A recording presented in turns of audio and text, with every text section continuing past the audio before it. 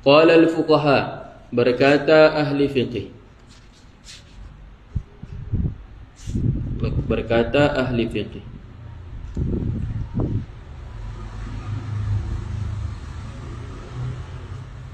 Tusannu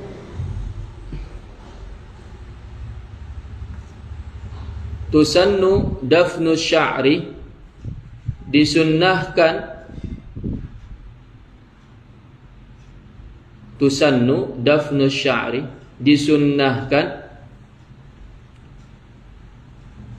menanam rambut mayit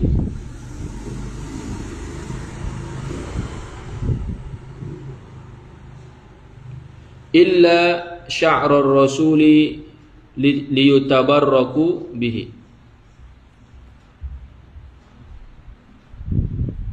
Illa sya'rar rasuli liyutabarraku bihi. Disunnahkan menanam rambut mayit kecuali kecuali sya'rar rasul, kecuali rambut Nabi.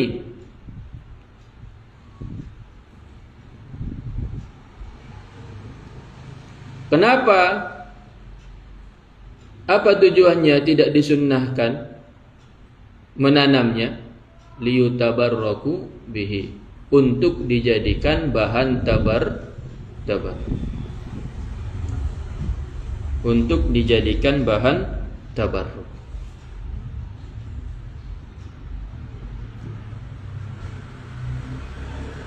Untuk dijadikan bahan tabarruk. Bisa dipahami kan? Jadi seluruh rambut-rambut mayit, misalkan baik yang terpotong ataupun tidak terpotong, itu disunnahkan ditanam. Tapi bagaimana dengan rambut baginda Nabi yang terpotong? Contohnya misalkan beli baginda Nabi potong rambut, itu kan terpotong lah itu kan. Bagaimana hukum rambut yang terpotong ini? Apakah disunnahkan untuk ditanam? Tidak. Kenapa? Disunnahkan dibagi-bagi kepada masyarakat, kepada umat Islam, supaya mereka bertabarruk dengan rambut baginda Nabi tersebut. Jadi dipahami kan? Makanya baginda Nabi ketika terjadi haji wada', ketika tahallul, beliau memerintahkan seorang sahabat untuk memotong rambutnya. Lalu bekas potongan rambut tersebut beliau perintahkan sahabat itu membagi-baginya kepada masyarakat di sekitar. Iksimhu bainan nas, kata baginda Nabi. Bagi-bagi rambut tersebut kepada manusia seluruhnya. Apa tujuannya? Apakah untuk mereka jadikan sebagai bahan makanan? Tidak. Apakah untuk dijadikan sebagai bahan minuman? Tidak. Untuk apa? Liyutabarraku bihi, untuk dijadikan sebagai alat untuk bertabarruk. Kenapa? Karena kullu ma fi Rasulillah azim. Karena semua yang ada pada diri Rasulullah sallallahu alaihi wasallam adalah mulia. Hatta lau,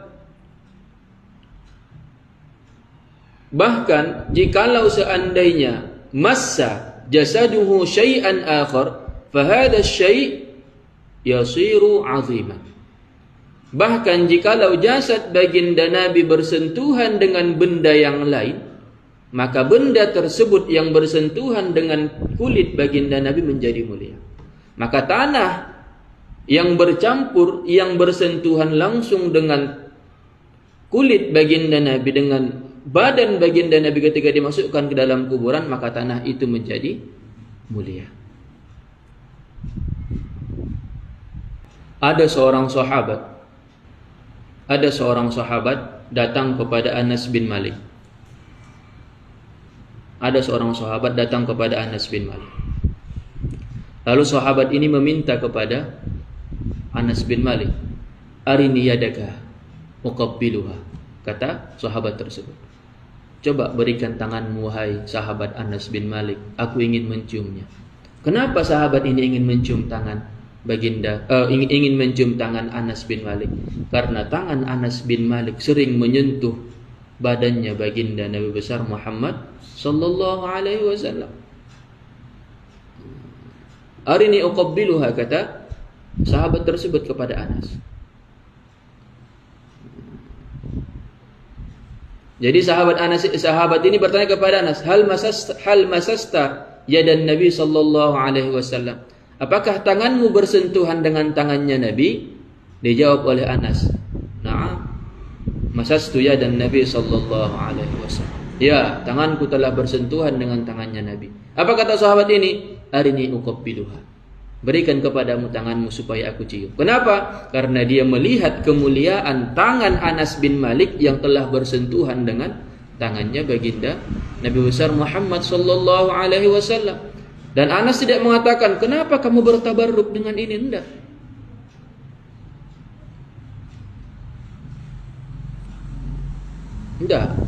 Enggak seperti itu.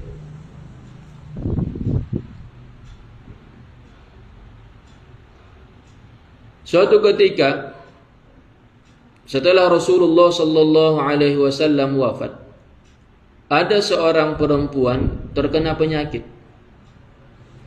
Sakit parah. Sehingga mereka datanglah kepada Ummul Mukminin, kepada istri-istrinya baginda Nabi. Mereka mengadu bahwa putri mereka sedang sakit, bahwa anak mereka sedang sakit. Apa yang dilakukan oleh Ummul Mukminin? Mereka mengambil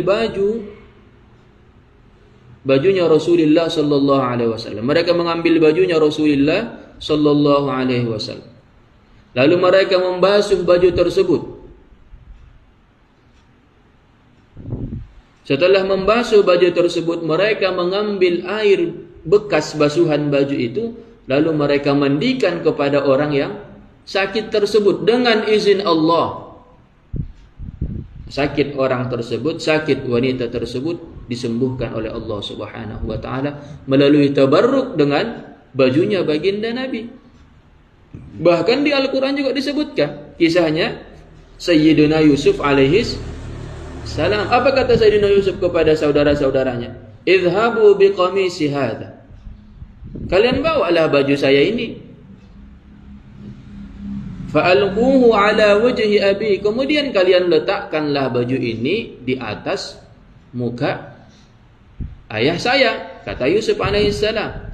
Ya'ti basira, dengan izin Allah, dengan keberkahan baju yang saya pakai ini, insyaallah Allah taala mengembalikan penglihatan ayah kita.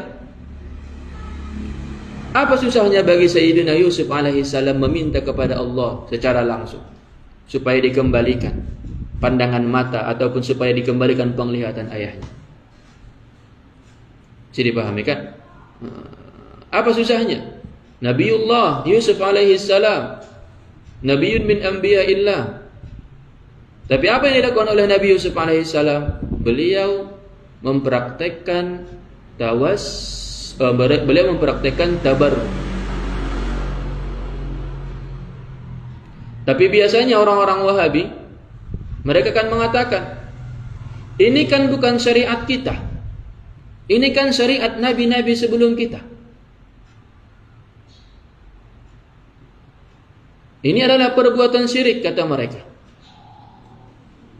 Dan ini tidak disyariatkan kepada kita. Maka kita jawab, bagaimana mungkin ajaran yang diajarkan Nabi Yusuf alaihissalam diperbolehkan di masa kita, lalu diperbolehkan di masa mereka, di masa Nabi Yusuf alaihissalam, lalu dianggap syirik di masa kita? Apakah para nabi mengajarkan kesyirikan?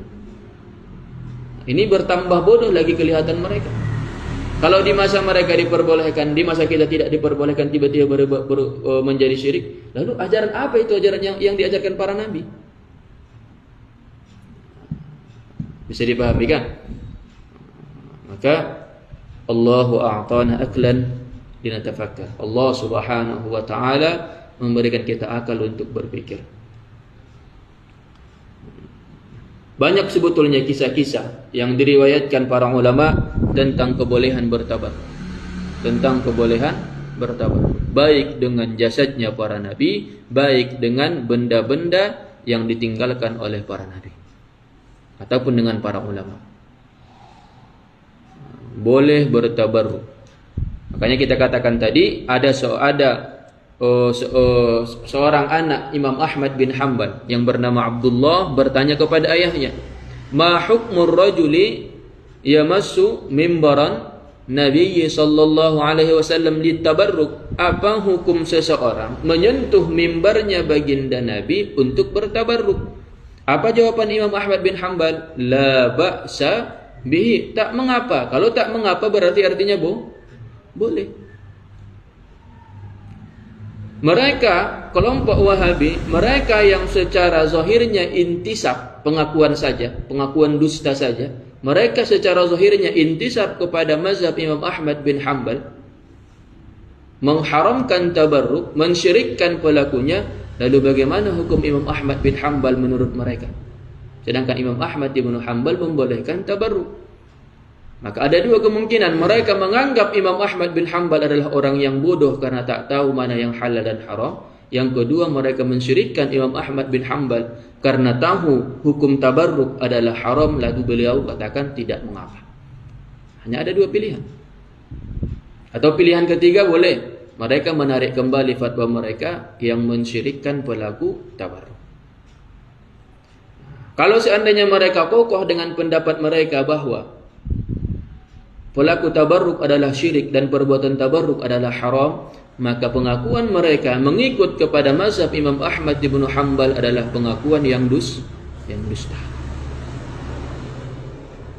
Dan sudah kita sebutkan tadi, para ulama fuqaha mengatakan tusannu daf'u sya'ri illa sya'ran nabiyyi liyutabarraku bihi.